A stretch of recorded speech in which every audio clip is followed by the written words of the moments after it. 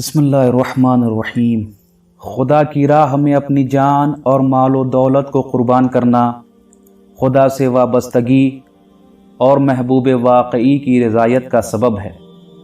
اگر ایثار اور قربانی کی تاثیر روح میں جلوہ گر ہو جائے تو انسان منفعت طلبی اور خواہشات نفس سے دوری اختیار کر لے۔ یہ ایثار اور قربانی شکر منعم کا ایک ذریعہ اور کمال بندگی کی نشانی ہے۔ قرآن قربانی کرنے والوں کے لیے فرماتا ہے کہ خداوند متعال کے لیے قربانی کے حیوان کے گوشت اور خون میں کوئی حصہ اور فائدہ نہیں ہے، بلکہ اس عمل کے سبب عبد خدا تقوی اور قرب خدا حاصل کرتا ہے۔ اس دنیا میں کون ہے جو قرب خدا سے محروم ہونا چاہتا ہے جبکہ خداوند متعال اسے حوادث تلخ سے دور کرنا چاہتا ہے۔ عید قربان امت محمد مصطفیٰ صلی اللہ علیہ وآلہ وسلم میں دوسروں پر نیک کام میں سبقت کرنے کا موقع اور سلیقہ عطا کرتا ہے۔ سابقہ امتیں اس لیے ہلاک ہو گئیں کیونکہ انہوں نے ایثار اور قربانی میں تاخیر سے کام لیا۔ اسلامی معاشرے میں عید قربان شادی، تبریک اور مستحق تک اس کا حق پہنچنے کا وسیلہ ہے۔ ہم نے اپنی زندگی میں نہ جانے کتنی مرتبہ عید قربان اور عید الاضحیٰ کو منایا۔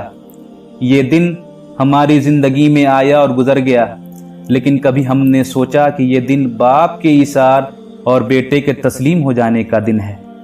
انسانی رشتوں کے اعتبار سے کتنی سخت منزل تھی جناب ابراہیم علیہ السلام کے لیے کہ نفس پدر پروردگار حقیقی کے سامنے خاموش کھڑا رہا اس وقت تک کہ جب تک کامیابی کی سند حاصل نہ کر لے۔ اگر باپ کے ہاتھوں بیٹا ذبح ہو جاتا تو اسلامی معاشرے میں رشتوں کی کوئی اہمیت نہ رہ جاتی۔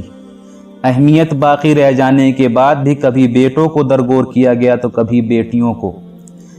رشتے بھی قربانی مانگتے ہیں اور ایثار چاہتے ہیں۔ رشتوں میں یہ ایثار اور قربانی صرف اور صرف خانوادہ محمد و آل محمد کی دین ہے۔ ایک شوہر اپنی بیوی اور ہمسر کو جب مہریہ ادا کرتا ہے تو اسے صداق سے تعبیر کیا گیا ہے، یعنی پوری زندگی اپنی زوجہ اور ہمسر کے ساتھ صداقت سے پیش آئے گا۔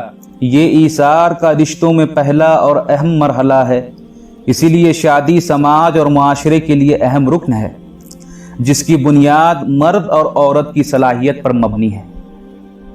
قربانی کے گوشت کو تمام لوگ تناول فرماتے ہیں تاکہ لوگوں میں انس اور محبت قائم رہے۔ مولائے کائنات امام علی بن ابی طالب علیہ السلام فرماتے ہیں کہ اگر لوگ یہ جان لیں کہ قربانی کا کیا فائدہ اور ثمرہ ہے تو وہ قرض لے کر قربانی کریں۔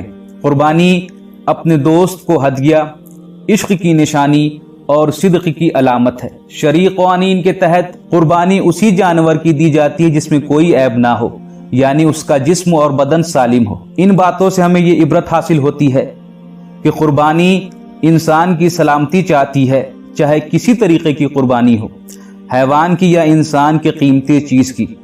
بے عیب انسان انسانیت کا محافظ ہوتا ہے۔ خدا کی راہ میں سب سے قیمتی اور پسندیدہ چیز کو قربان کرنا چاہیے۔ قربانی اور ایثار قوم کے لیے شفا بخش ہے۔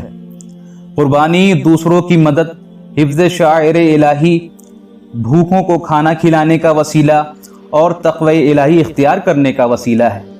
جناب ابو بصیر نے امام جعفر صادق علیہ السلام سے قربانی کے سلسلے میں سوال کیا۔